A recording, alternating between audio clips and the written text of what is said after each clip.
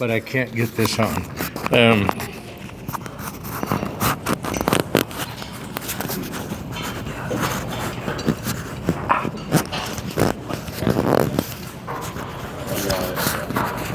We'll see if it's going to stay. The St. Vincent de Paul crew wants me to. Got it. Thank you. Well, I think Gary's the winner, right?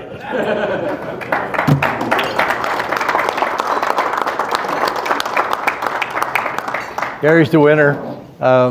He thought that he was going to get called back to work tonight. There's a shortage in hospital directors and other directors like he does, so he wasn't sure whether he could stay tonight or not, depended on whether he got called. So, here we are after this many years, 41 years.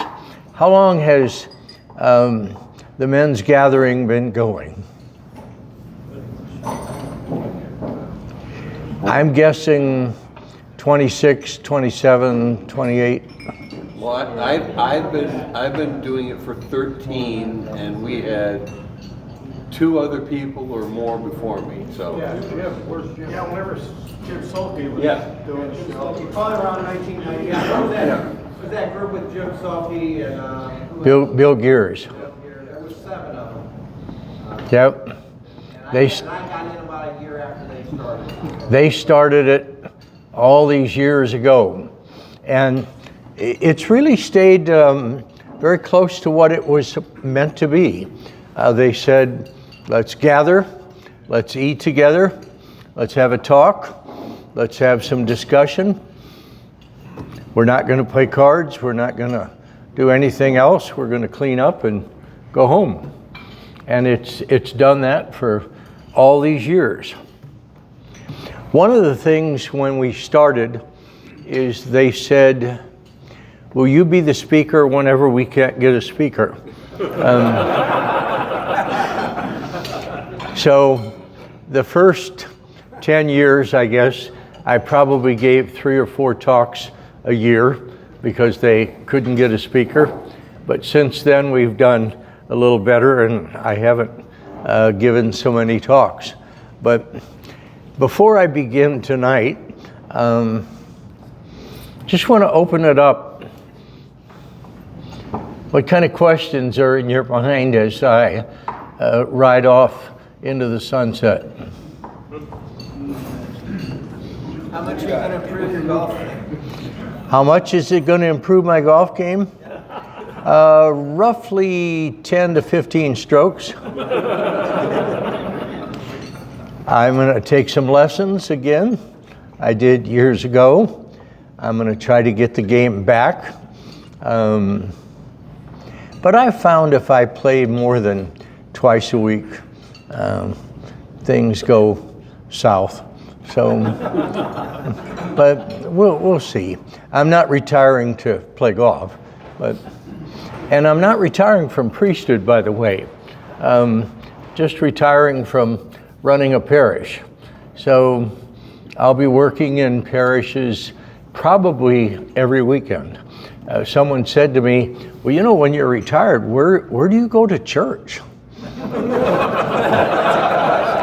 I think they wondered, are you going to church? And yeah, I'm going to church. All right, don't worry about that. I'm going to go to church. But they were saying, are you going to church, or where are you going to church? I said, I'm not going to have a choice. We have somebody who's sick or on vacation all the time. And the way it's looking right now, there are so many priests who have 3 or 4 parishes. They might be small parishes, but somebody's got to have Mass there. So I might actually be having Mass in the very same parish every weekend, someplace. I'm not sure. But like I said, I'm not retiring from priesthood, just retiring from running a parish and all the demands and being tired. And people say, well, you deserve to retire. I don't see it that way. I don't see, if you worked 56 years, therefore you deserve retirement. I don't think so. I just see it as I'm too tired to keep going. We deserve younger people like the rookie. We deserve younger priests. We deserve a younger pastor with new ideas, new energy, and the parish needs that. But I don't see it as deserving. I just see I'm going to still be doing lots of things, not only on weekends, but I've told people, if you've always come to reconciliation to me, or if you've always come for kind of spiritual direction or counseling, call me. We'll still do that. We don't need to just stop that. And I'm going to live somewhere near here. Don't want to live too close, but I'll live here in O'Fallon. My friends are here. My family is here. My biological family is close by. And so I'll be living somewhere here in O'Fallon, but it looks like it's not going to be finished till October or November. So I guess I'll just go to Rome and look for Sophia Loren in the meantime. I did bring up to a couple people that, celibacy is so that you have the freedom to work in a parish and work hard in ministry. So I guess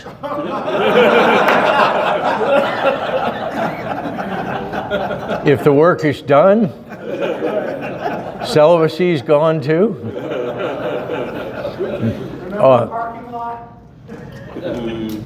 Remember the parking lot? Yeah, we're down at the mall. You're going to pull into a parking space and somebody beat you to it. They had some words. Oh, okay. That could happen. Well, I could just say, even if I actually believed that celibacy could be over, I'm done too.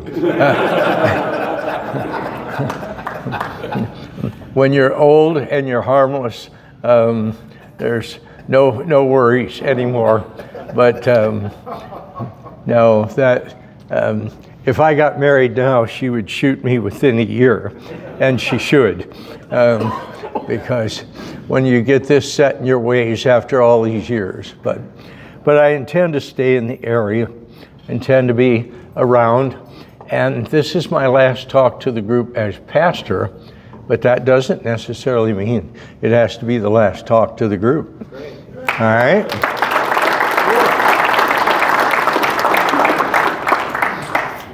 I may come and tell you about a whole different world. What I want to do tonight is, the reason I ask, when did this start?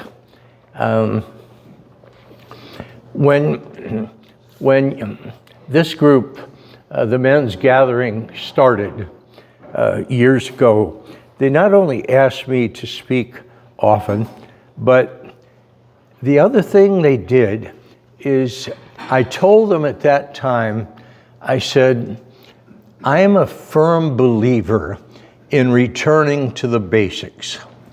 I believe in renewal by subtraction, not renewal by addition. You don't have to have more and more and more things going on.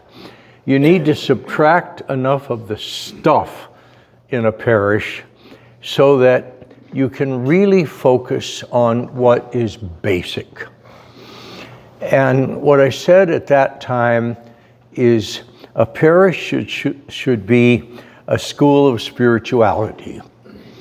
And the reason I focus it that way is spirituality has to come before morality. So often in the church, the church gets to be a group that just talks about morality and what you should do, what you shouldn't do, what's right, what's wrong.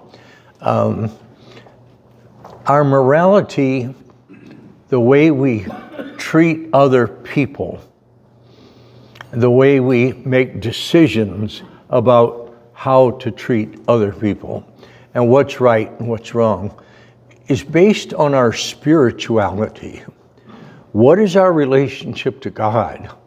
What's our relationship to each other? What's our relationship to ourselves? And to me, I've never changed that idea that over the 56 years I've been a priest, I'm convinced that one of the most important things is spirituality and deepen it. So I'm going to go back to the original talks. The first talk I gave to the men's gathering was about the 3 spiritual journeys. And most of you have heard me talk about that often, but you can't talk about it enough because we like to move away from the basics.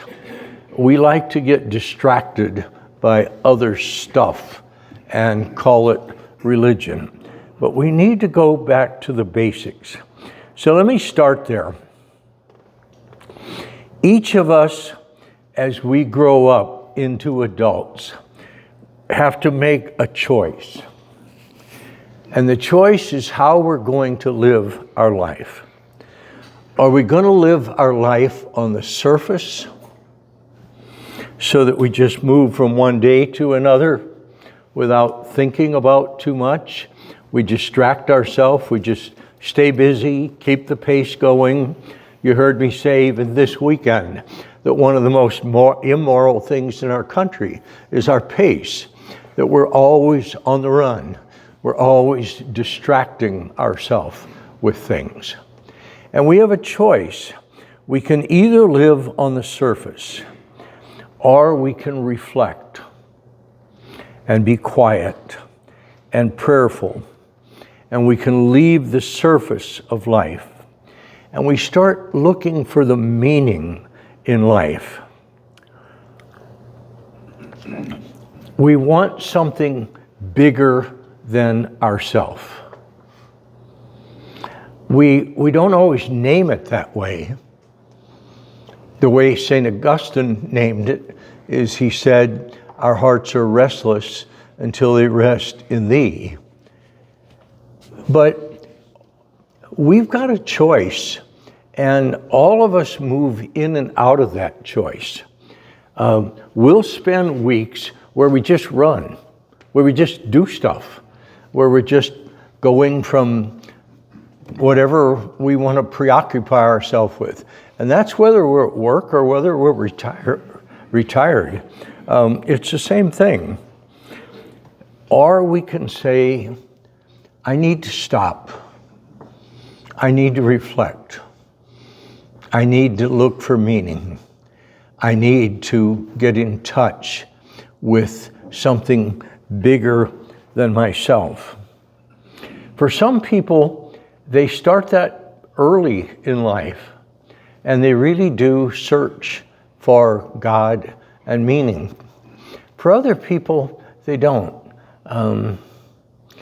They might get into their 40s or 50s until something happens. There's a sickness. You lose your job. Your wife dies. Whatever it might be. Something happens and you say,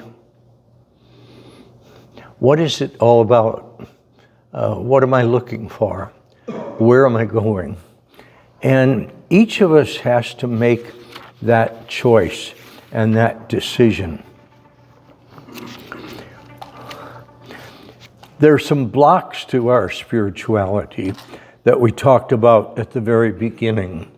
One of the blocks is that we see spirituality as only for monks or cloistered nuns or maybe priests.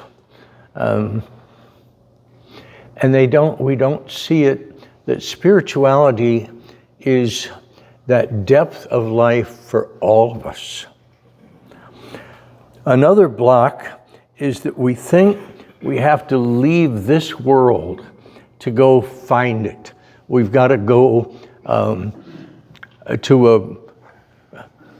I'll say a hermitage, because that's where he went last week for retreat. And that's a good place, because retreat is always a good place to get in touch with ourselves and our spirituality. But we think we have to leave the world somehow to do that. Where spirituality is getting in touch with our daily life, getting in touch with who we meet, what are the calls that day, and all of you know, whether it's at work, whether it's in your marriage, whether it's with your kids, whether it's in retirement, whatever it might be, spirituality is getting in touch with what's going on in my life and talking about the source of life with all of that, and talking with God about our ordinary life. It's being reflective. A lot of people think for spirituality, you have to go up. You have to go out there. No, for spirituality, you have to go deeper. You have to go down there. You have to leave the surface. You have to live deeper than the surface of life. And that's extremely important. When we read the scriptures, a lot of times we think, well, that happened a long time ago, and yeah, God led people out of Egypt, and God tested Abraham, and God led people to a promised land. God healed in Jesus some blind people and some deaf people and some people that couldn't walk. The scriptures tell us in external form what is going on inside of each of us. All of us are being led away from slavery, like the people in Egypt.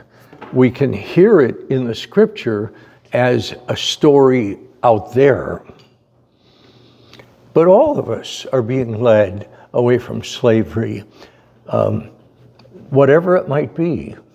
Our pace, eating too much, drinking too much, being preoccupied with too many things, whatever it might be, whatever is enslaving us, God's leading us to a promised land. All of us are being led to trust, like Abraham. All of us are being healed of blindness. All of us are being healed from paralysis, whatever that paralysis might be. So when the scriptures tell those stories, the scriptures are asking us to say, where is this happening in my life? So when we leave the surface of life and we leave just the running and the fast pace, and we become reflective and thoughtful. When we read these stories in Scripture, they're stories about us, because we're all the same. We humans are, whatever generation we lived in, we're all alike. We're all enslaved some way. We're all blind some ways. We're all paralyzed some ways. We're all deaf some ways. And when we hear those stories, we say, oh, that's about me. That's about us. So when I put the story, the scripture, in touch with my story, then I make progress. Then I've got progress because the story of God and his people, the story of Jesus and his people, the story of the Spirit dealing with people, that's our story. And whenever that story is told, if I go back and I say, what's going on in my life? Where am I being asked to trust? Where am I being asked to leave slavery? Where am I being asked to let Jesus walk up to me as a blind man and say, what do you want me to do for you? Which is that wonderful thing he said to the blind man. That's spirituality. That's what it's about. Part 1. Okay? Let's go to part 2.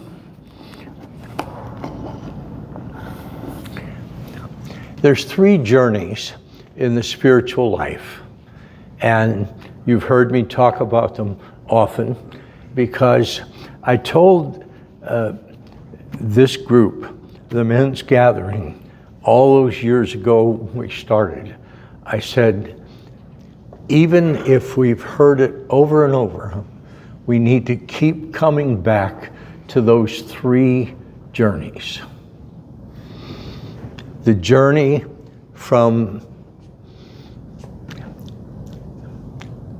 not loving ourselves and not respecting ourselves to appreciating the gift of ourself. Henry Nouwen, who is a spiritual writer, he's dead now, but Henry Nouwen called this the journey from loneliness to solitude. And he said, loneliness is when we have to be alone and we don't enjoy our own company. Solitude is when we get to be alone and we do enjoy our own company. But he said what that's based on is our ability to love ourselves.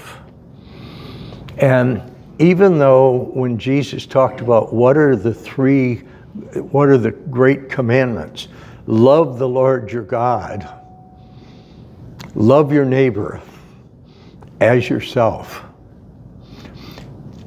Loving God is the goal, but the first step on the ladder is learning to love self. Because if we don't learn to love ourselves, we can't love anybody else. And if we can't love anybody else, we don't love our God.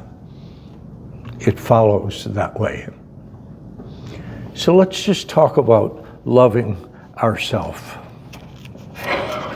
You know, every single one of us in this room is absolutely unique. There has never been another you in the history of humanity, ever. There may have been somebody that looked just like you, thought a lot like you, but nobody who had your parents, your brothers and sisters, your family, your experiences, this time in life. There's never been you before, and there never will be again. You are unique. Think about that in the history of the world, there has never been you. What a gift. But that also says you have a unique way of relating to God, and He has a unique way of relating to you. No one else can give Him you. Only you can give him you, because you're the only you that's ever existed and ever will. And he's waiting for that relationship. Once we realize that, and we say, I've never thought that I have a gift that no one in history has ever been able to give God but me. And I have a choice whether I will give that gift or not give that gift. To trust, to grow closer, to build a friendship, to have an intimate relationship. I'm the only one who can do that. But to do that, you have to love yourself. You have to say, I'm special. I was made special.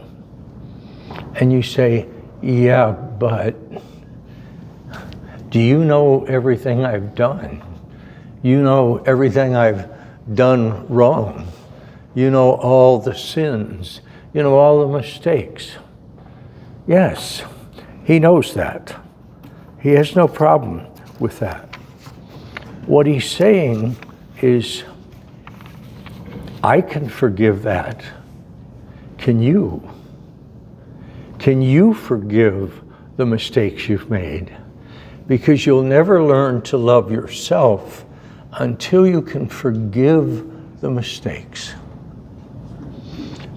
In the United States, we keep saying love of self, our confidence, is based on our strong points. Nonsense. Nonsense. It is not based on our strong points. Confidence, our love of self, belief in self, is to be able to forgive what is screwed up in us. And all of us have stuff that is screwed up in us. But if we can forgive it, if we can understand it, if we can appreciate it, not excuse it, not call it right, not say it wasn't wrong, it's just saying, God can forgive it. God is gentle with me. I need to learn to be gentle with me. I need to be able to forgive myself. Think about it. And you say, how do I learn to forgive myself? The way you learn to forgive yourself is to have compassion for yourself. We always think that compassion is for other people. No, compassion is also for ourselves. Think about it.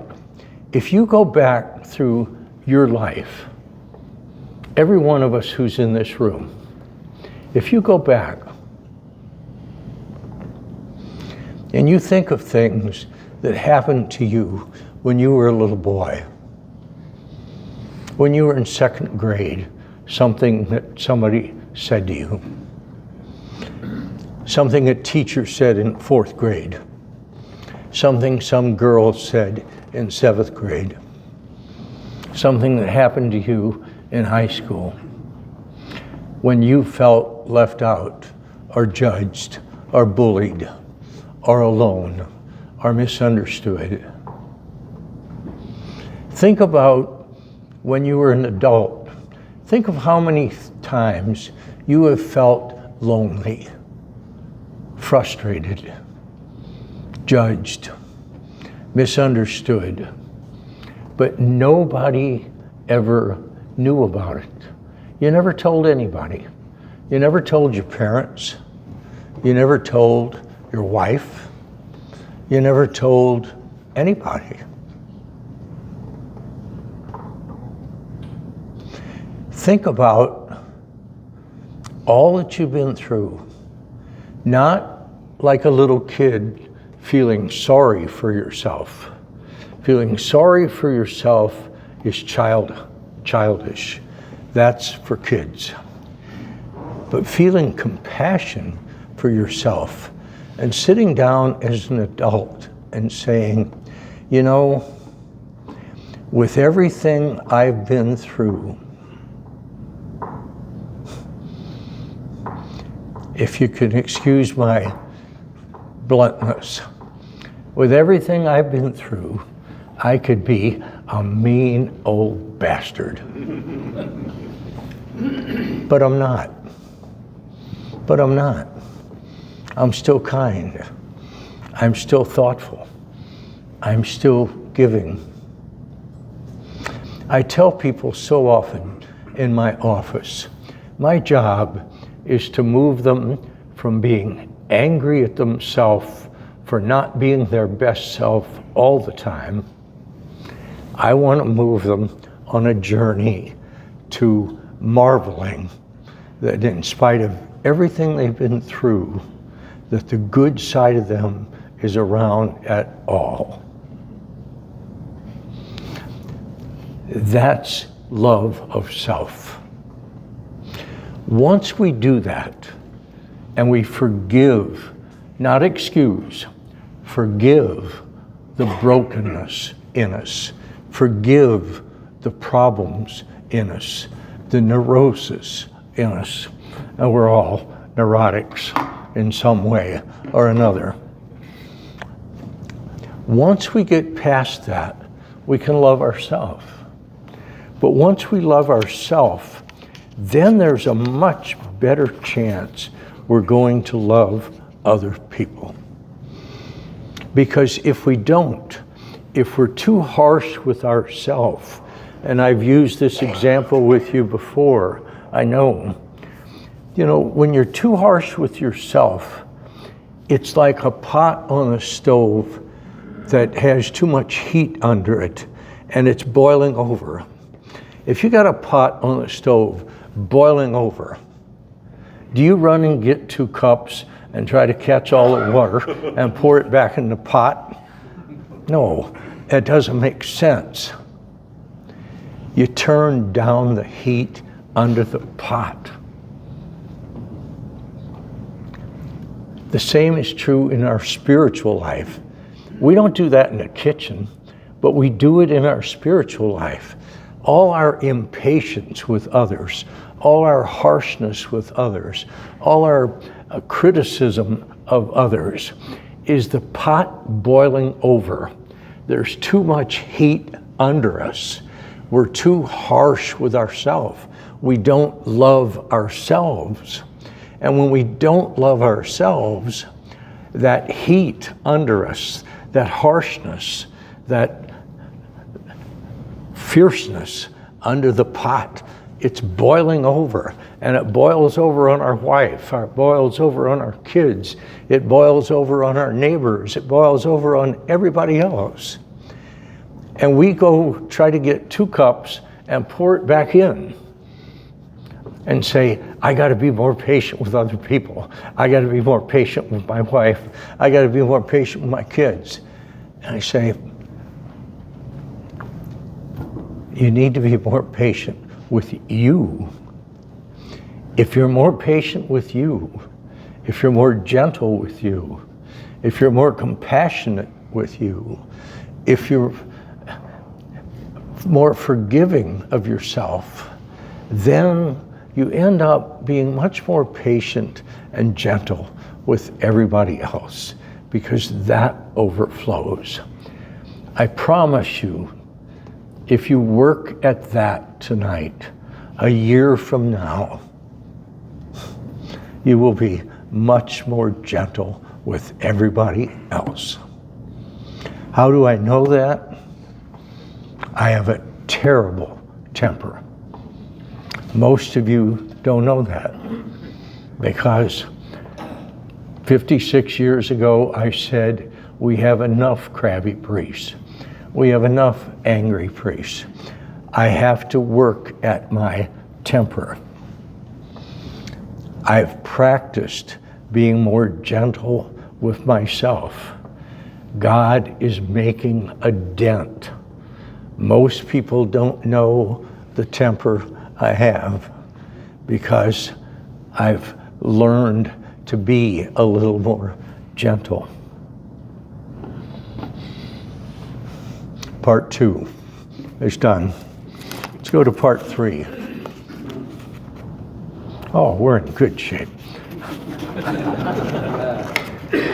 Part 3, love of others.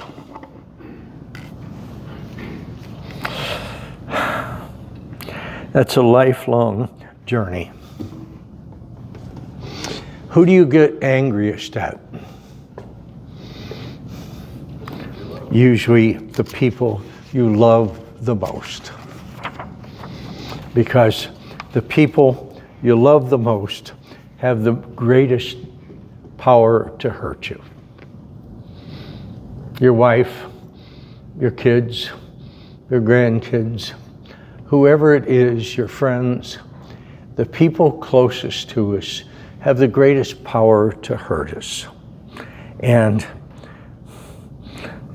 our immediate thing is we want to get back at them.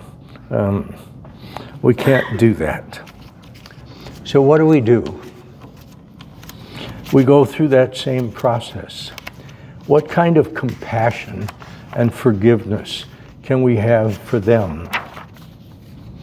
You've heard me say often that wonderful quote from Longfellow.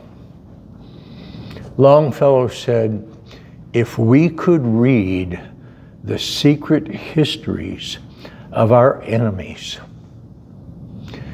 we would find in their lives sorrow and suffering enough to disarm all hostility."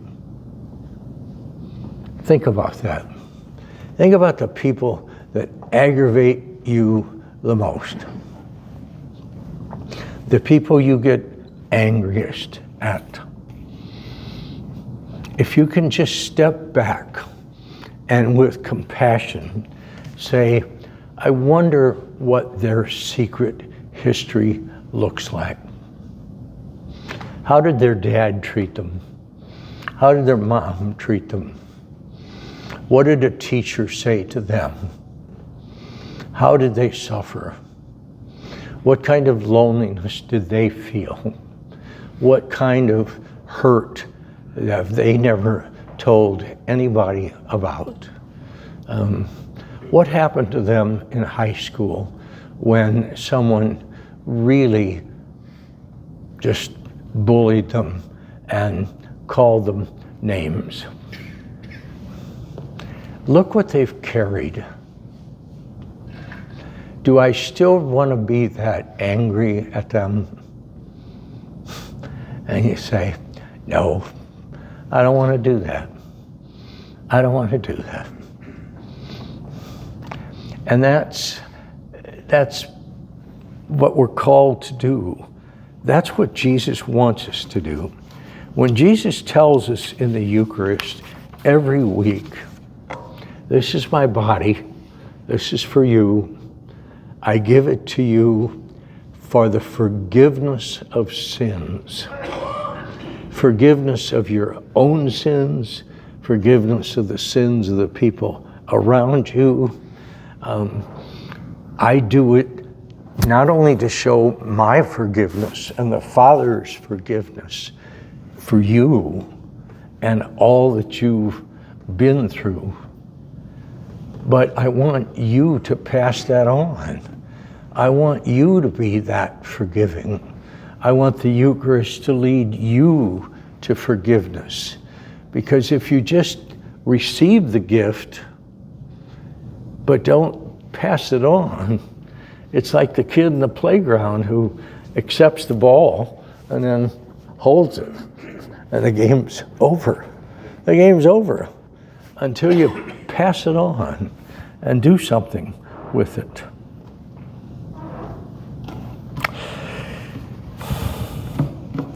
It's a lifelong journey. All the things I'm talking about tonight, deepening our spirituality, learning to love ourselves, learning to love our neighbors. Lifelong journey. Do we fail at it? Sure. But if we keep coming back constantly to those basics, the rest of it, Jesus says, this is the greatest commandment. This is the most important commandment. But they all lead to the last. So, part 3, done. Let's go to part 4. Love of God. What keeps us from loving God? One of the big things is we have such a terrible image of God. And maybe it started, sorry God, but I'm going to blame you for the moment. It might have started with the commandments. What a way to start. Here's 10 things I'm commanding you to do. And all of us say, nope, I'm not going to get controlled by anything. You're not commanding me to do anything. Well, it's not the 10 suggestions, but it is the 10 commandments. But the commandments are saying, if you do these things, I'm not doing this to control you. Commandments are not about control. If you do these 10 things, people are going to say you are a wise and intelligent nation. If you know that you have something bigger than you, the first commandment, don't have another God, including yourself. Don't let you be God. Don't let anything else be God. Have something bigger than you. It'll make you bigger. It'll make you deeper. It'll make you leave the surface. Then he says, don't use my name in vain. And he isn't saying, don't say, God damn it, when you hit your finger with a hammer. He's saying, don't use religion. Don't use religion to control people.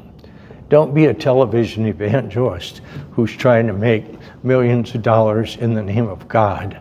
That's using God's name in vain. And he's saying, don't do that. Don't use me. Have something bigger than you. Don't use me. Give me time. Give me 1 day a week to just reflect, to just be with your family, to meet me in your family, to meet me in your wife, to meet me in your kids, to meet me in your grandkids, to meet me at church, to meet me in the scriptures, to meet me in the Eucharist. Just give me some time.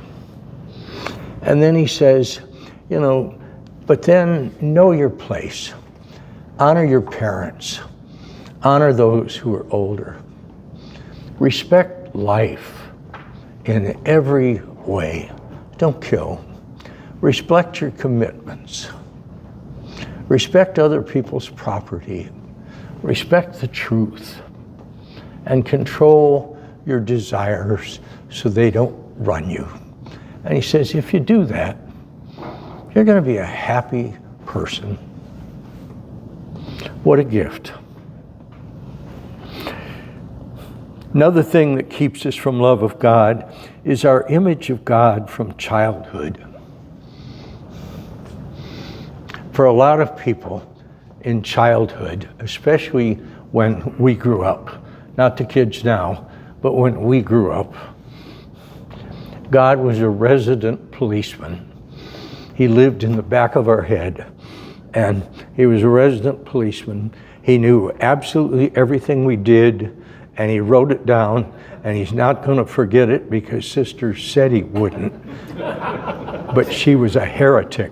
God has a bad memory. Saint Teresa, Saint Therese Lisieux, Father Thomas's favorite saint, said God is not as perfect as people think. God has 2 faults.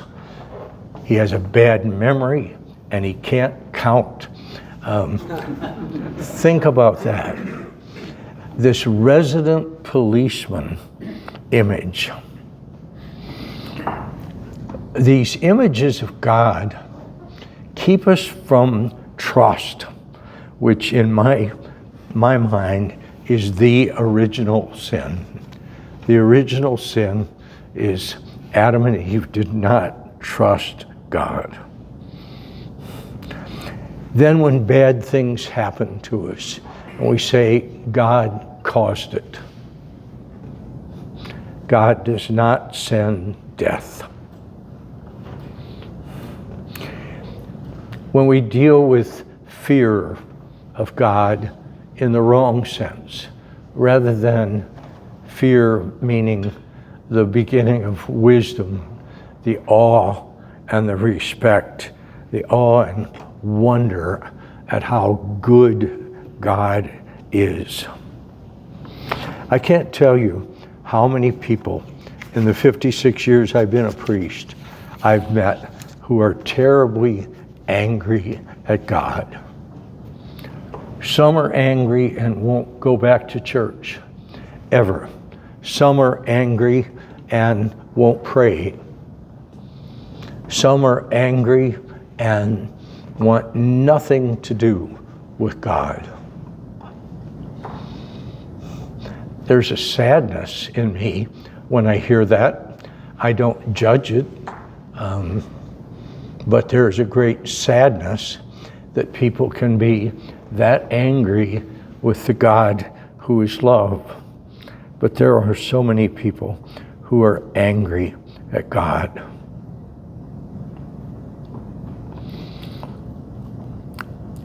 I think we need to make a journey to a new image.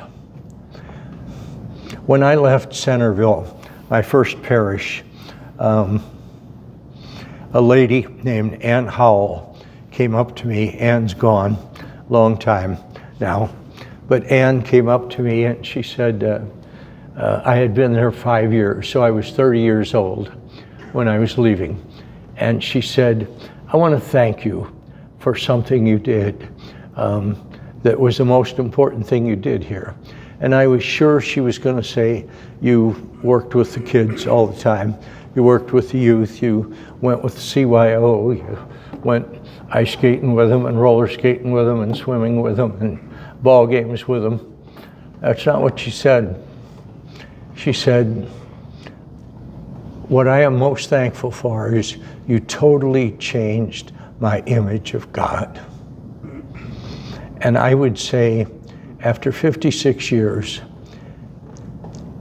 if I die knowing that was the one thing I did for a lot of people, I will die a happy man, because we have such a bad image of God.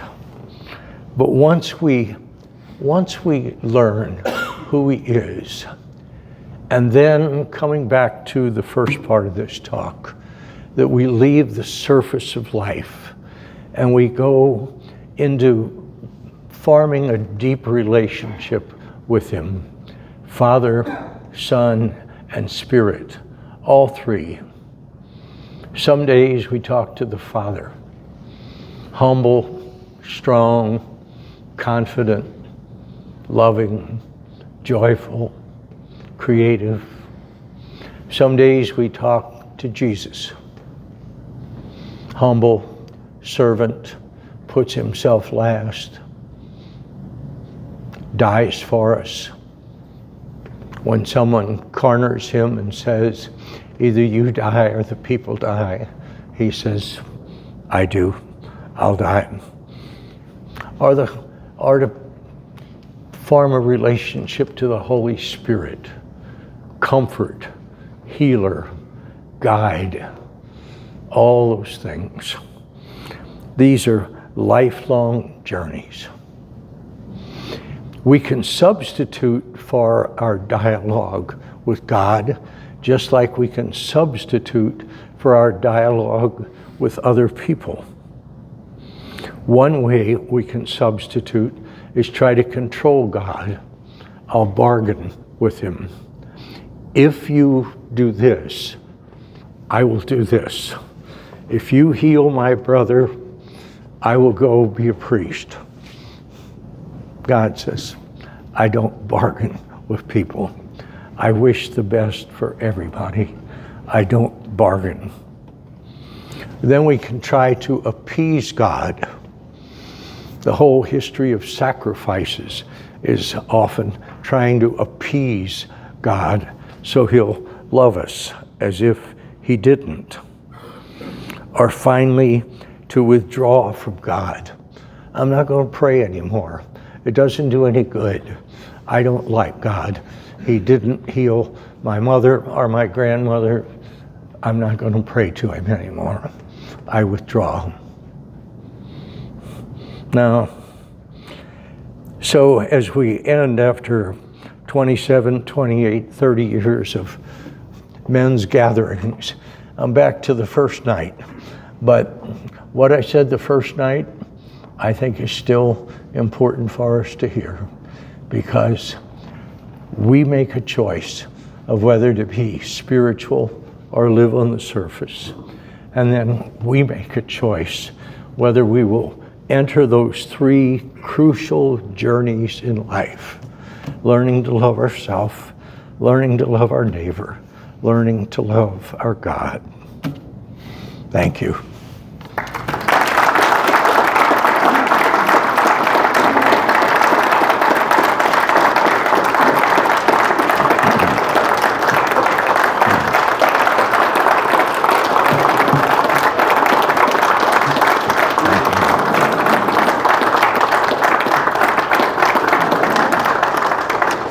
If the new pastor allows it, I'll be back.